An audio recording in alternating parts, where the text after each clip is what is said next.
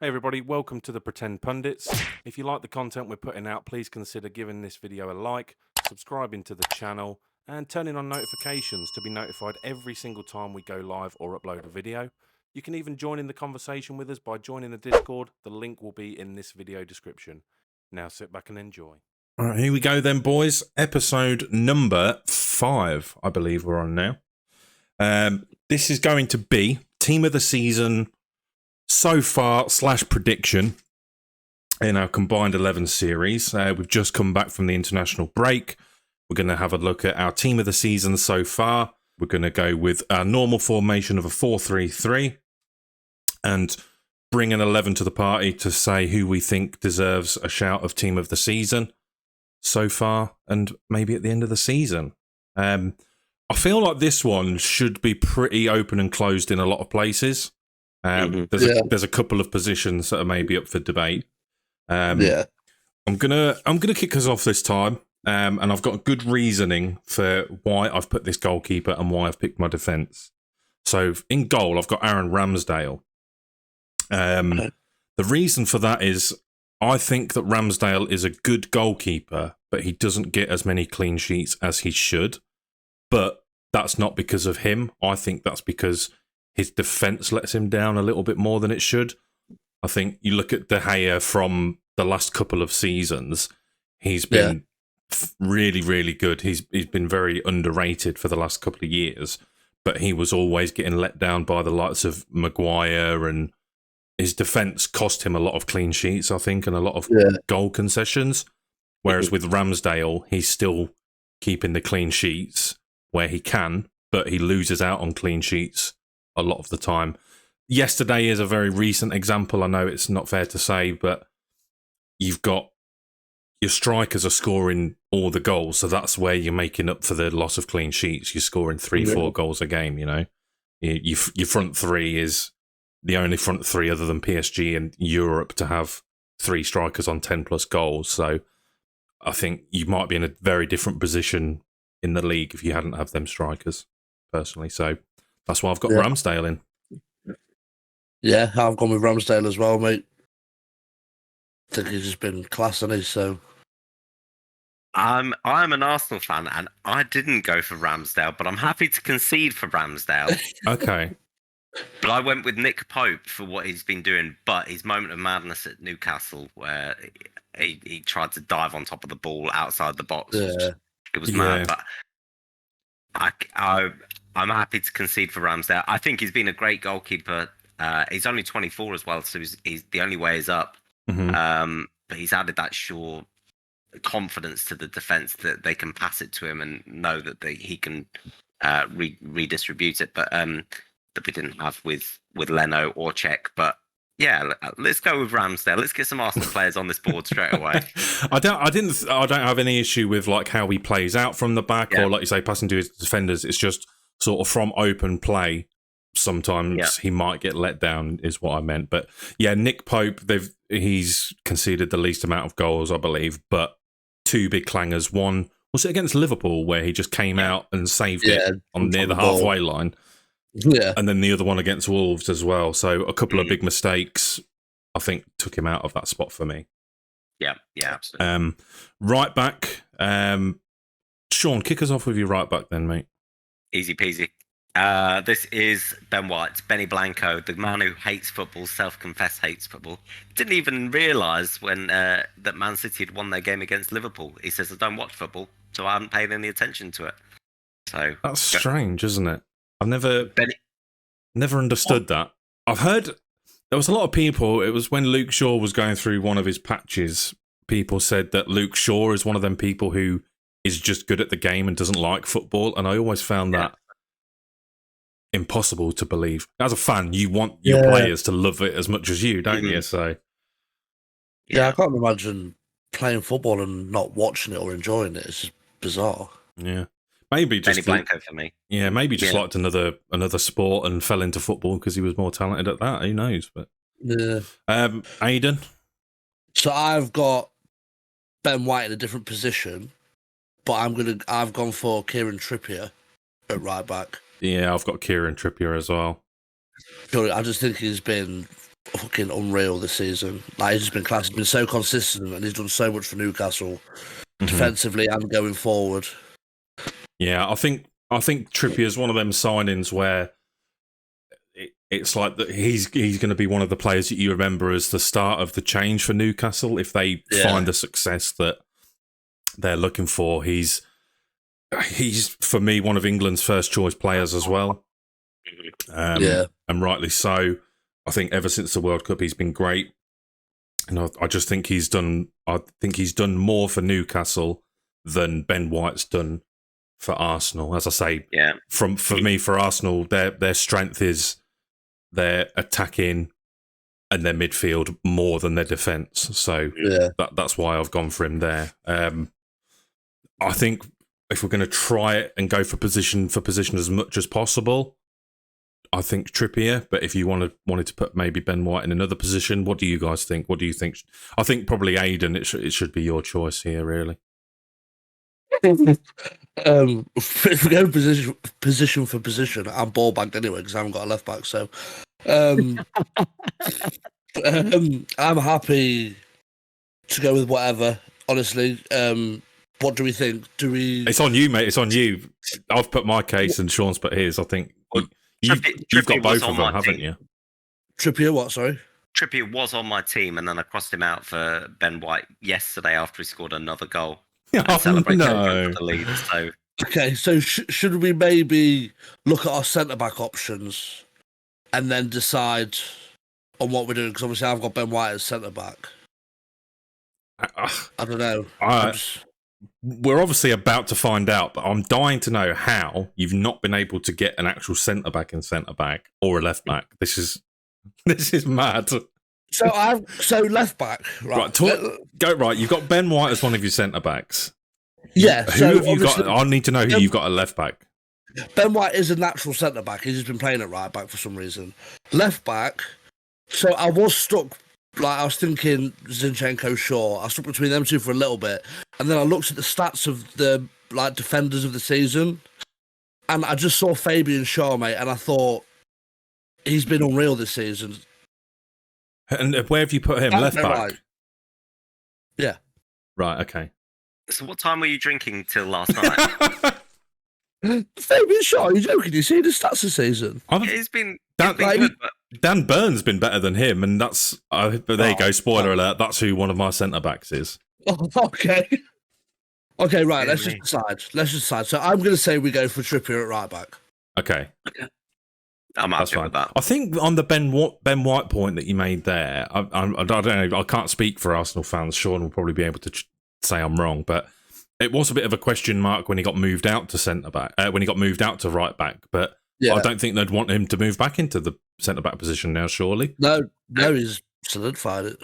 All of my friends will vouch and confirm for me. When we signed Ben White, I said he is too small to be a centre back. I know that Martinez gets the same stick, but he kind of played at left back for Ajax, and he's been filling in at centre back so far. It seems. No, he's not played at left back. He played at CDM and centre back for Ajax. Did he? Okay. Yeah, and Jamie Carragher, said he's too short, but too short. So I think Ben White is too short. And you may remember last season when we got turned over by Brentford on the first game of the season, when all the fans came back in the stadium. Mm-hmm. At that point, I'm like, the guy's too short. He's getting paired up against 6'5" monsters in attack, and he's getting out-muscled, out-possessed, everything. So I was quite relieved to see him go out at right back, and it just meant that we didn't have to play Cedric anymore at right back, which was painful. So I personally, I think pop him out at right back. He's a good cover for centre back if we need him, but for me, he's a right back all day. He's kind of in the Gary Neville mould, isn't he? But he's got a bit more about him going forward. Yeah, I think it's working, obviously, but yeah. Short centre backs don't always work. I understand the grounds of that argument. Left back, we'll go skip centre backs for now. Then Trippier, right back. Is that what you're saying, Aidan? Yeah. And left back, you've gone Fabian Schär. Yeah. Okay. I feel like I'm losing this one already. I feel like I'm about to get flashbacks from the last episode here. I know where this is going already, so I'm just going to stay quiet. Aiden, can you just ask? Can you ask Sean who he's got in that position? Okay, please? hold on. And you know the position I'm talking about. Yeah, Sean, who have you chose at left back? Luke Shaw. Was you drinking together? Let me tell you as for why. Because I think I'm right in saying that he's overrated, but I can't dispute that he has been one of the best left backs in the league. His stats show that. And if you're looking for a raw left back that only plays left back, Luke Shaw 100%. If you're asking, casting out that reel, baby. Because if this team plays together and you're looking just for a left back, then you go, yeah, Luke Shaw all day long. But if you're looking for a player like Zinchenko does that comes into midfield and sprays passes round and shores up that midfield, overloads that midfield, then you want that. But that's not what we're doing here. This team are never going to play together. So the tactics and the type of player don't really matter. So pure left back, Luke Shaw has been the best left back in the Premier League this season, statistically. Lovely. I stopped listening after you said Luke Shaw because I knew the old fishing reel would be out there trying to. If you want nothing but a left back, but no, I'll take Luke Shaw all day long. He's in my team. Luke Shaw is a left back. Then you didn't go for Zinchenko. No, I did go for Timothy Castan. No, no, I've gone for Shaw for the reasons you said. He's just head and shoulders above everyone else, and I think from where he's come from, he's starting to get the credit he finally deserves as a left back. So, yeah, centre backs then. I'm going to explain this away. I don't have Arsenal players in my centre backs, and that is for the reason why I've put Ramsdale in goal, because he gets let down by his defence too much, and I think that I tried to consider a lot of different factors here. One was the fact I'm biased and support Man United. I had a look at disciplinary records as well, and every centre-back in the league just seems to have 400 yellow cards this season. And impact on the team. And I think Lisandro Martinez has been one of the best centre-backs in the league this season. How important he's been to United, how much of an impact the Muppets like Souness and Carragher and all that thought he was going to have compared to what he's actually done. The way he was in the first half of the season, won the most aerial duels out of any centre-back, considering his size as well. I just think he's one of the best centre-backs in the league, if not the best. That's fair. That is fair. He has been pretty solid, to be fair. Who have you gone with, Sean? I've also gone for Martinez for those same reasons. He surprised me. So at the beginning of the transfer window, Arsenal was supposedly interested in him. They were, and I think that he did he call Ten Hag or something and say, "Look, boss, if you need me, I will come. I've had an offer from Arsenal, but if you want me, I will come." And yeah, I can't dispute it. He's changed the mentality of the centre backs, because the Manchester United centre backs almost played with the Benny Hill theme tune going on in their heads. They were just spinning round and running in circles. But yeah, he's put that real solid backbone in there. I think he's helped by Varane as well, because he's that proven winner. But I think that he's changed it to be like I'm a serious guy. What did they call him? The Butcher of Amsterdam or something? That's right. Yeah, what a name. Yeah, I think he's been fantastic. So yeah, happy to have Martinez in that team. Nice. Okay. Well, I think Martin is going in, isn't he? Let's be honest. I want to know who your choices are as well. So I've gone for Ezri Konsa. No, I'm joking. No, Tyra Minks. Yeah, Tyra Minks. No, I've gone for Gabriel from Arsenal. I just think he's been a fucking absolute rock this season. He's been solid. He's got a few goals under his belt as well. Yeah, compared to how Arsenal defended last year, I think they've just come on leaps and bounds, and I think he's a crucial part of that. Like, he's been really consistent with his performances. Mm-hmm. And so I feel like Gabriel should be in there. Like, you look at his stats, he's up there as one of the best defenders this season. So that's why I've gone for him. But obviously, I'm happy with Martinez as well. To be fair, I was humming and hawing between him and Ben White at centre back anyway. So yeah, I think you make a good point. There's been really good nominations for a lot of part of these teams, and I mean, I personally prefer Saliba over Gabriel. I think Gabriel's got that little bit more recklessness about him. He's a little bit less assured, but like you say, he gets up, he scores goals, he's a fighter, he's a winner, and I personally will be happy for someone like Gabriel. Another player that might not have gone to Arsenal as well. I think he was another player that was between United and Arsenal, wasn't he, Gabriel? Yeah, so I don't know if I love it when Arsenal fans get onto a transfer because they were analysing like the cloud formations and the trees alongside the photos that he was taking, and they worked out that he was in a Mercedes G-Wagon on a certain road from the airport to the Arsenal stadium because of the trees that were on that side of the road and the seatbelts on this side and all that kind of stuff. It was, yeah. I love that. I don't remember they was doing that with Mudryk as well, wasn't they? And it turns out he was. It was like, oh, he's in a sports hall in London, and it turned out he was at a tennis court in Austria. Like, analysing like the plug sockets and everything. Arsenal fans get crazy, man. But I think you dodged a bullet there. I mean, I've already told you my other centre back choice. I think Dan Burn. I think.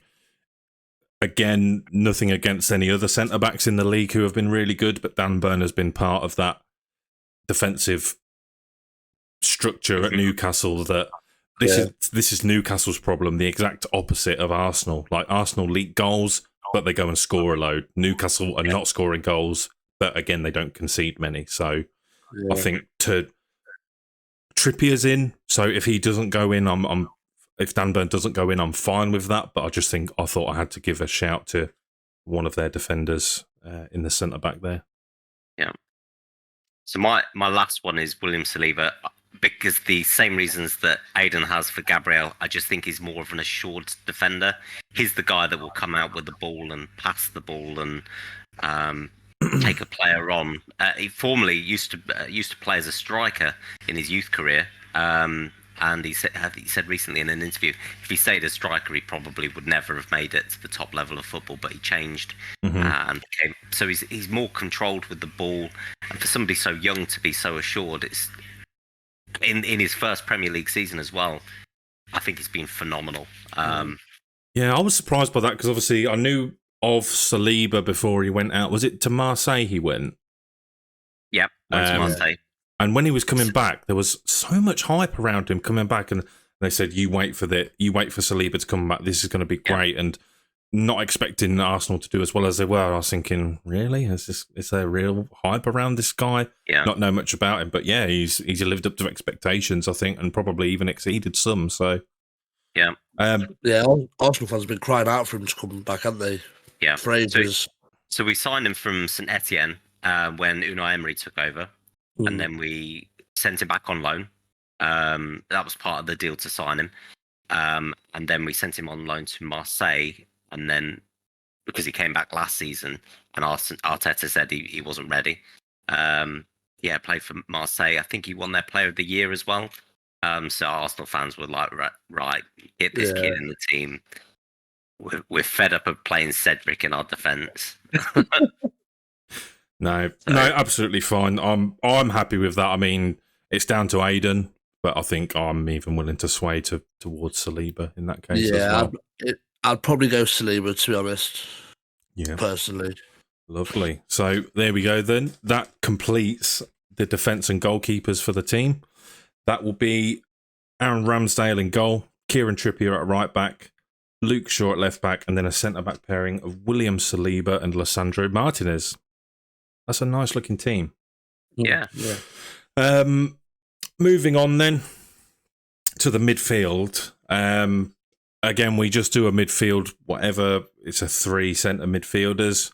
I've gone a little bit more defensive than you might typically see in a team than you'd like to. So I'm going to kick off with probably one of the most obvious choices for midfielders this season. Casemiro. The reason I've put Casemiro in again, the Muppets on TV turn around and say, I think Graham Souness quoted him as being a steady Eddie, which is crazy. Who was it? Someone else said that he's starting to live up to expectations. Something about his expectations. There was no expectations of him, and it was like he wasn't first choice. Absolutely not. But that doesn't mean that he's now not essential to the team. Yeah. What really, really lets him down is his disciplinary record this season. Having never received a straight red card in his career at Real Madrid, he's now had 2. I will argue the one against Palace all day long, only for the reasons that when you stop a picture on VAR, when you just show a still image, it always looks worse. But when you see the context of how he was handling Will Hughes and the fact that Ayew did exactly the same thing to Fred and didn't get a card is just bizarre. So it should have been both or none. I can see why he got that red card, but again, that cost us. And then the tackle, I can't remember who it is against for Southampton. A silly challenge. But again, the inconsistencies of our referees and VAR. The same referee who let 3 of the same challenges go in Leicester-Chelsea was on VAR for our game.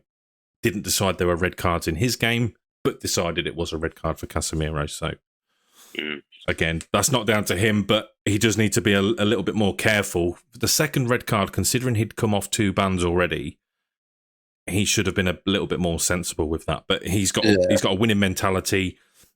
His passes, he's actually got more crosses than a lot of other players. And for a midfielder, I don't know how they calculate that, but he gets in good positions. He's, I think, the best central defensive midfielder in the league, apart from probably the other one who I've got nominated here. But again, his impact on our team and how important he is to us, he has to be there for me. Yeah. I think you've been crying out for a defensive midfielder for a number of years now that isn't Scott McTominay. Yeah. Yeah, that's or even Fred. So you played Fred as a defensive midfielder a few times. See, and that's just chaos. They've always been a midfield pair, and it's a very famous saying amongst Man United fans, having a McFred midfield. And neither of them are defensively sure. They could never play on their own singularly. No. And I think Casemiro is able to cover that role on his own well. Yeah. So, having a solid defensive midfielder, defensive-minded midfielder is, definitely something we've been crying out for. It's a shame because really, after next season, we're probably going to have to start looking to replace him already. But if someone can fill his boots, we know what a good player like that in that position and how it can impact our team. So, Aidan, give us your first midfielder choice, mate. So none of mine are defensive midfielders. Okay. So I've gone with, I can't believe I'm going to say this. I've gone with Bruno Fernandes. As much as I hate him, but I just think I hate him, but I just think he's been up there again this season. Like he always is, with his numbers.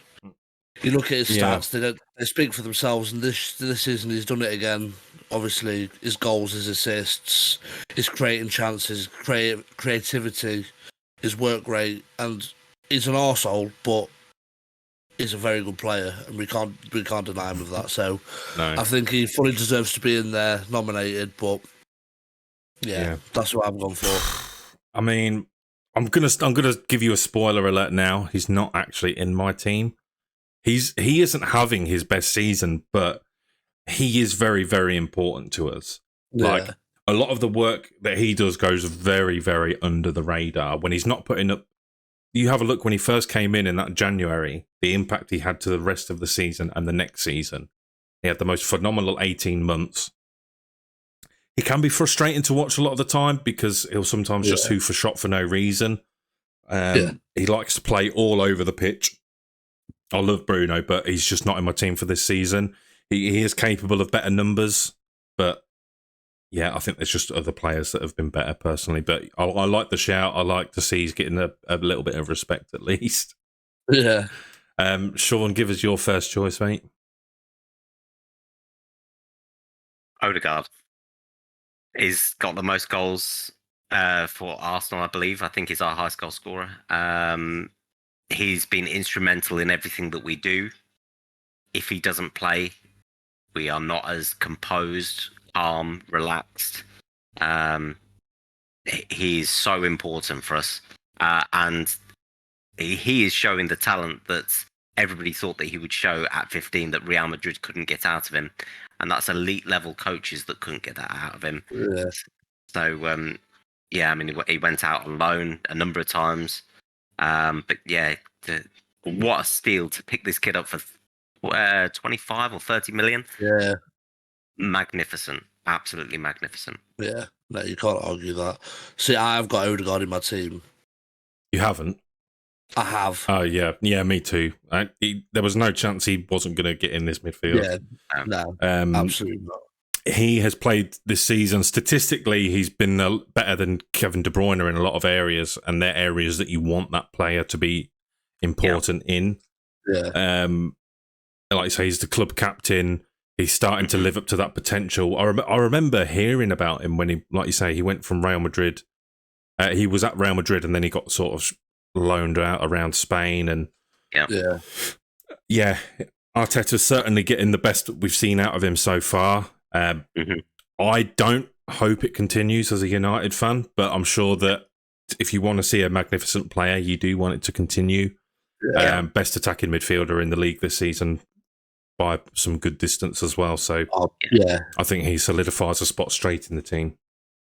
His close control and skill is just out of this world. Did you see the one where he did a slide on, I think it was a Wobie, and with his trailing leg, he took it past him, and it's like, how does anybody do that? I saw that the other day and I couldn't believe it. I was like, that's just insane. Yeah, I trip up walking up the stairs, and this kid's able to use both his legs at the same time whilst falling. It's like it's mental. Yeah, I think he'll get a big test next season with obviously Champions League football. I think yesterday you mathematically qualified for Champions League. Am I right in thinking so? I've not seen it. I've seen that even if Chelsea win all their games and we lose all our games, they can't overtake us. That's great. So Chelsea are not going to win the title this season, bastard. They're not going to win anything, mate. Sat in 11th. 11th. Oh, man. Yeah, no more to say. Like I say, a big test will come next season. I think we are talking strictly in the league here. Obviously, Arsenal in cup competitions this season, they've not been able to sort of show that, but I think that's nothing to do with the first team. You rest in players where you need to. Yeah. But yeah, the stage is set next season for a lot of you players. Yeah. Let's see what they can do. The rotation that kills us. Sean, then give us your second choice in the midfield. Thomas Partey. We've both said two, haven't we? So, Sean, Thomas Partey. Yeah, so he is another player that has been so instrumental for everything that we do. When he's unavailable, I don't think he was available when Arsenal lost to Man United. And I don't think he was available when we lost to Man City. Mm-hmm. I can't remember who the third loss. Was it Everton? Did we lose to Everton? Everton 1-0. Yeah. And I think he's been unavailable. I could be wrong, but I think he's been unavailable or hasn't started in all three of our losses this season. He is just calming, composed, but also that fire and hunger that we need in a midfielder to kind of break up play. Some of the passes that he does are just unbelievable. So Thomas Partey all day for me. I think he's top class. Okay. For my third choice, I had Partey, but I crossed it out for my other player. But I'm going to throw over to you, Aidan, because you haven't got any other midfielders. Did you say defensive midfielders? No. So my third midfielder is Kevin De Bruyne. Okay. I've got De Bruyne as well. So like, he just speaks for himself, doesn't he? He does what he always fucking does. Mm. Okay. I didn't put De Bruyne in because I don't think he will admit that himself he hasn't had the best of seasons compared to what we know he can do. And I think there's been other players better in his position. What's scary for me in this current season is that De Bruyne he's not having his greatest season, but he's still having a very, very good season. Yeah, that's what I mean. Yeah.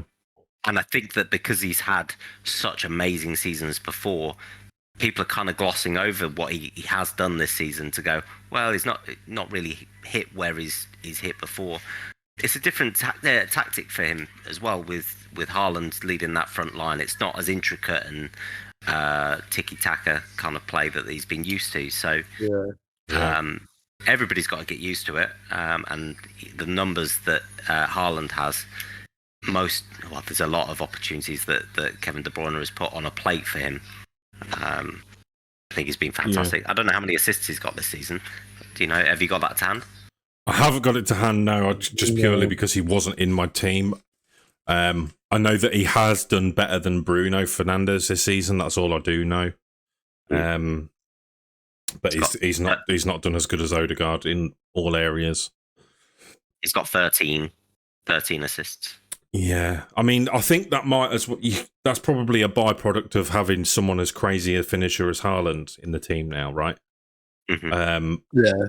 But you look at the way that Man City played yesterday. They went 1-0 down to Liverpool, and the way they were scoring goals. I mean, even Grealish looked good yesterday. I hate to say it, but yeah, I think he's going to be. He's a good player, but my biggest concern towards Man City, not that I'm bothered about them winning or losing, is how do they replace a player like that? Because that's when the sort of real how good Kevin De Bruyne will come out. Will be how do Man City do when he goes? They'll sign Odegaard. Yeah, probably. Yeah. Okay, so that's a good shout. I do like it. I'll give you my third choice, and this is I crossed Partey out for this guy, and I know what you're saying about Partey, his importance to your team. That was the same with Casemiro for us, but I've gone with João Palhinha at Fulham. I know it's very defensive, but I think that Fulham have done far, far more than anyone has expected of them this season. Mitrovic has obviously played a part of that with his goals, same as Solomon's starting to do now by scoring goals, but not a single person looks at Fulham's team and says there's any other better player in that team than João Palhinha for a reason. The team's built solely around him. His defensive work is incredible. His passing is incredible.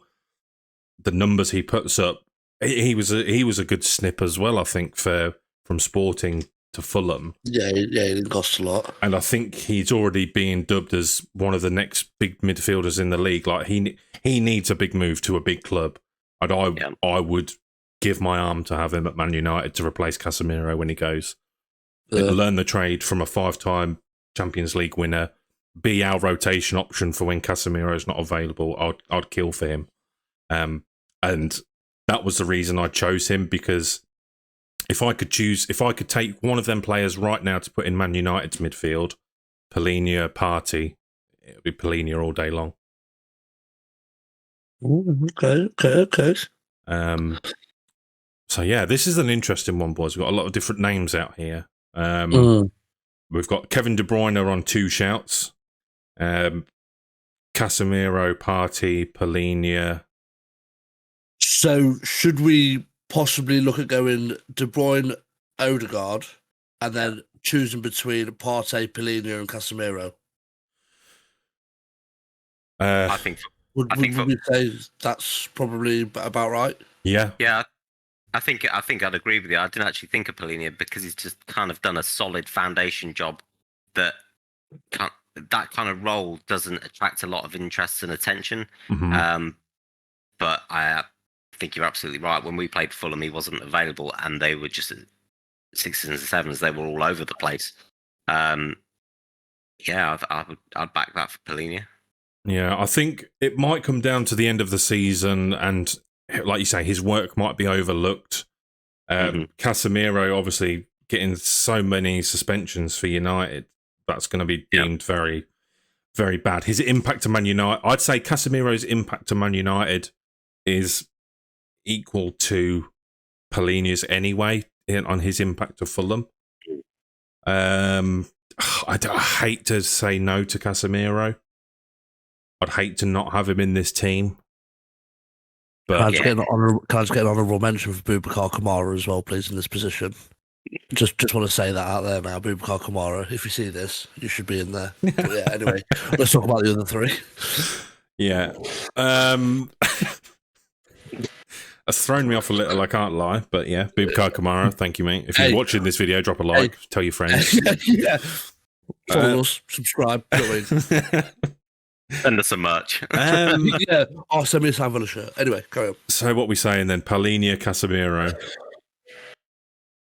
I think for form and importance to the team, well, whilst Casemiro's been unbelievable and has transformed your midfield from the days of McTominay, I think his suspensions and his red cards have let him down. Mm-hmm. I think the referees have let him down, but I know what you're saying. I think... Yeah. Well, I mean, he got... Was it 10 yellow cards as well? So we got a 2-game suspension for that? Or was it? No, it was... Was that 5 games? It was 5 yellow cards as to why he missed the game against you, which was against Crystal Palace as well. It was strangling, in inverted commas, Will Hughes against Palace again. Palace doesn't mix well with Casemiro. He got a straight red for that, or a yellow turned to a red. No, that was a straight red. And then there was a challenge, a high challenge on someone for Southampton. I can't remember who. But yeah, that was yellow that got overturned to a red. Cheers, cheers, Andre Marini, prick. So we'll go for Palhinha, yeah?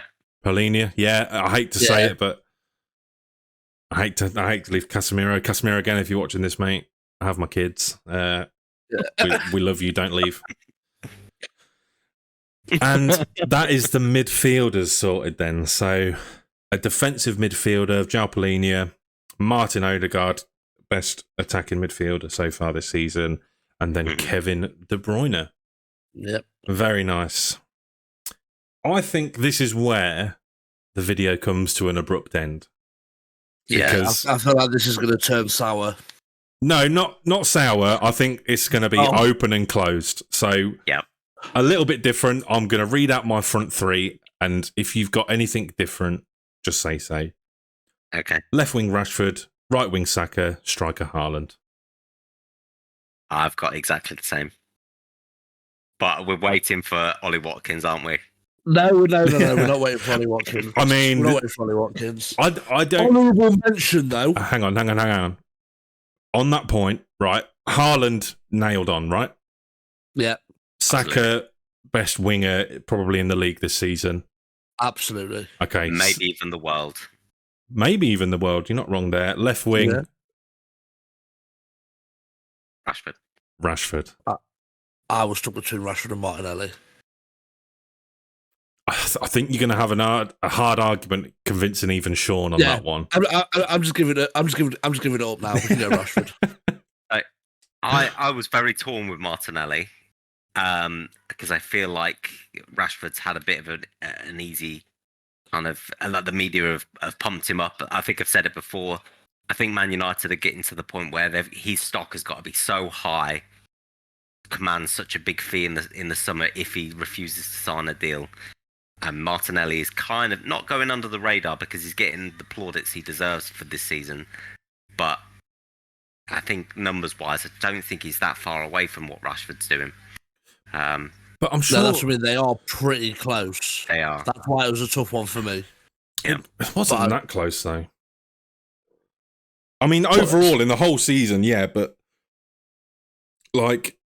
I don't know. I know what you're saying about Rashford and media attention, like... You just put Rashford in your article, you guaranteed to double your views for no reason. Like, when he signed his last contract, he bought his mum a house. And that was in all the newspapers. Like, oh, what? A young footballer spends his money? What do you mean? You wait until Bukayo Saka gets exactly the same treatment as Rashford did. Rashford has one more goal than Martinelli. That's it. They've got the same assists. There was a stat that I particularly like referring to about Rashford. That he was the highest goal scorer since the World Cup in the whole of Europe. Erling Haaland scored 8 goals in 1 week, and Rashford was still top of that list. He's also fed more Scouse kids than anybody else in the Premier League. We might have to cut that bit out. I don't know. Fine. Get the nibbles in. Allegedly, Sean, right? Allegedly. Right, thank you. Yes. There you go. So we'll settle with Rashford then, shall we? Settle with Rashford, okay. I've never known anyone to settle. It was either him or Ollie Watkins, you know what I mean? So yeah. We will be having a little chat about Rashford and his contract talk on our podcast. If you're watching this video, the podcast has already happened on Sunday night. But it's Sunday lunchtime for us, so we haven't had the chat yet, but we are going to. So if you haven't done already, don't forget to check out the pod every Sunday, 9 p.m. live, or you can go over to the channel and catch up with it. Team of the season so far and prediction then, boys. It's done. Sorry, Aidan, what was you going to say? Sorry, I was going to say, are we picking a manager? Oh, we are picking a manager. That's just what I was going to get to. I'll just read through the team first of all. Yep. Goalkeeper, Aaron Ramsdale of Arsenal. Right back, Kieran Trippier. Left back, Luke Shaw. Centre backs, Lissandro Martinez, William Saliba. In the midfield, very strong. We've got João Palhinha of Fulham. Martin Odegaard, forgot his first name for a second there. Kevin De Bruyne. And the front three that's picked itself for the last few weeks, Marcus Rashford, Erling Braut Haaland, and Bukayo Saka. Honourable mentions other than Casemiro, Boubacar Kamara, Ben White, White. Martinelli. Yeah. Lovely. So I'm going to say Ollie Watkins.